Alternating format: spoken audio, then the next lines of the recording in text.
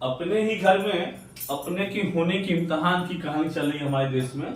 इसे कहते हैं CAA या NRC। ये भी मुद्दा चल रहा है हमारे देश में, तो गरमाया हुआ है। इस पर भी आज बात करेंगे कि आखिर CAA NRC है क्या। इसे हम समझने की कोशिश करेंगे 5 स्टेप में। 5 स्टेप समझते हैं कि आखिर NRC या सिटीजन अमेंडमेंट एक्ट जो है वो है क्या। एक्चुअली ये बच्चों ये है कि हमें अपने घर में अपने होने की, अपने अस्तित्व की दरखास्ता को प्रूव करने की जिम्मेदारी जो है वो NRC या CAA कानून के तहत करना पड़ता है। तो कैसे होगा बच्चों ये चीज? ये होगा 5 स्टेप में। हर चीज का प्रोसेस होता है, तो NRC CAA का भी प्रोसेस है। उस प्रोसेस के थ्रू ही इस चीज की जो सत्ता तय होगी कि हम यहाँ नागरिक हैं या नहीं है, या कोई भी नागरिक है या नहीं है, वो 5 स्टेप में क्लियर करेंगे।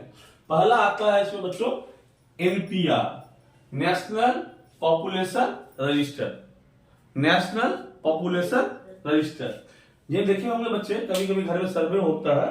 कुछ सरकारी बाबू आते हैं घर में और पूछते हैं कितने आदमी है घर में, क्या क्या करते हैं, उम्र कितना है, आपका आमदनी कितनी है, कौन कौन सा डॉक्यूमेंट आपका है, कौन कौन डॉक्यूमेंट नहीं बना है, नहीं बना है तो क्यों नहीं बना है, मैं प्रयास किया या नहीं किया आपने। इन चीजों की बात होगी NPR पहला स्टेप में।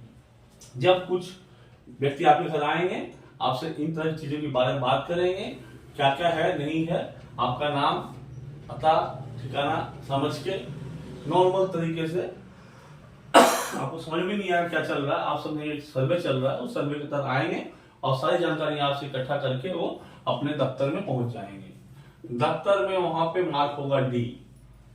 दूसरा स्टेप क्या होगा? Marking D। Marking D। Marking D मतलब डिफॉल्टर्स।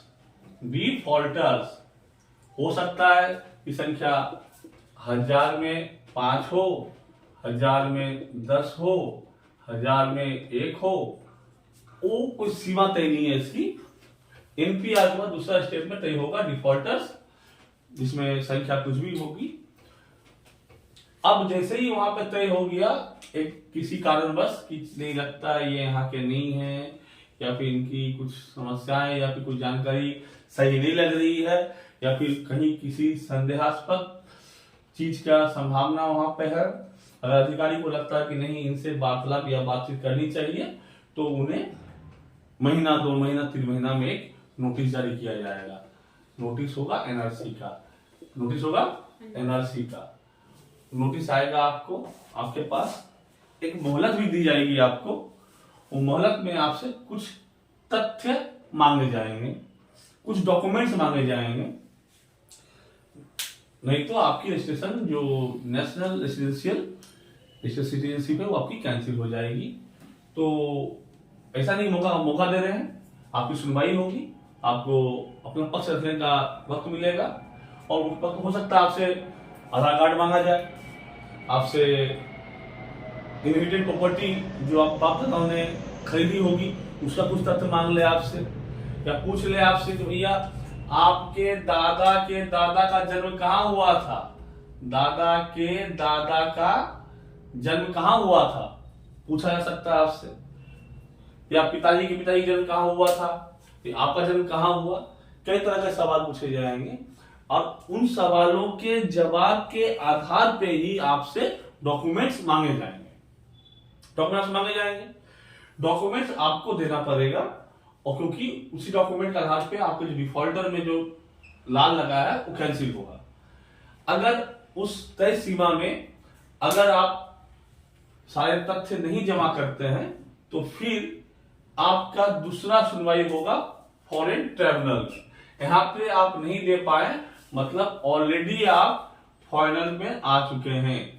ऑलरेडी आप कहा चुके हैं? फॉरेनर लिस्ट में आ चुके हैं, मतलब देश के नागरिक के लिस्ट से आप निकल चुके हैं, NRC हो चुका है। आपको एक और एक्स्ट्रा सुनवाई का मौका मिलेगा फॉरेन ट्राइब्यूनल में। कहा मिलेगा आपको? फॉरेन ट्राइब्यूनल में।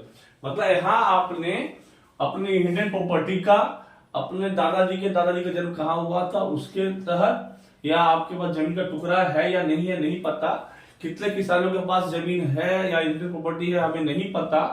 सरकार का कुछ यहाँ पे स्पेसिफाइड रूल नहीं है कि कैसे इसको प्रमाण तथ्य माना जाए, किस चीज प्रमाण तथ्य नहीं माना जाए, लेकिन आपसे वो चीज सारी जानकारियां मांगी जाएंगी।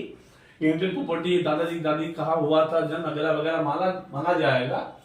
जितना मुझे ज्ञात है कि 1980 या 75 से पहले पैन कार्ड में भी बर्थ सर्टिफिकेट की आवश्यकता नहीं होती थी, लोग अपने हिसाब से जन्म बता के हो जाता था। तो अगर किसी को 1915 या 1920 या 1910 या 1950-60 का बर्थ सर्टिफिकेट मांगा जाए तो शायद देना मुश्किल है कि नहीं पता, आसान तो लेकिन नहीं है।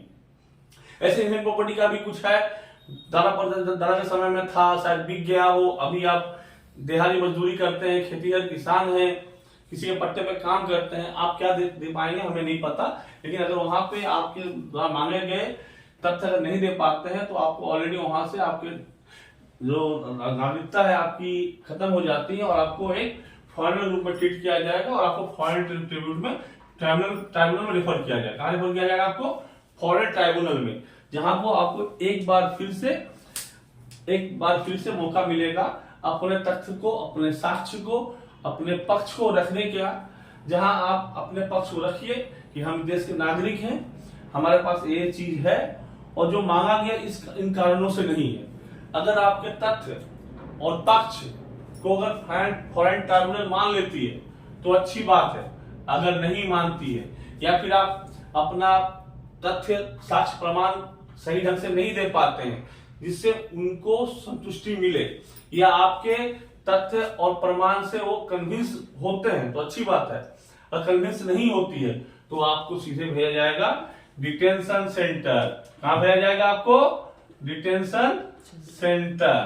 तो बच्चों सवाल अगर आए, जैसे पहला डिटेंशन सेंटर कहां बना? आसाम में। कहां बना है? आसाम में ऑलरेडी हमारी एक डिटेंशन सेंटर बन चुकी है, वहां बनी हुई दूसरी केरला में बन रही है, ऑलरेडी रेडी के कगार पे है, केरला में बन रही है और भी कई 10 राज्यों में शहरों में डिटेंशन सेंटर बनाया जा रहा है।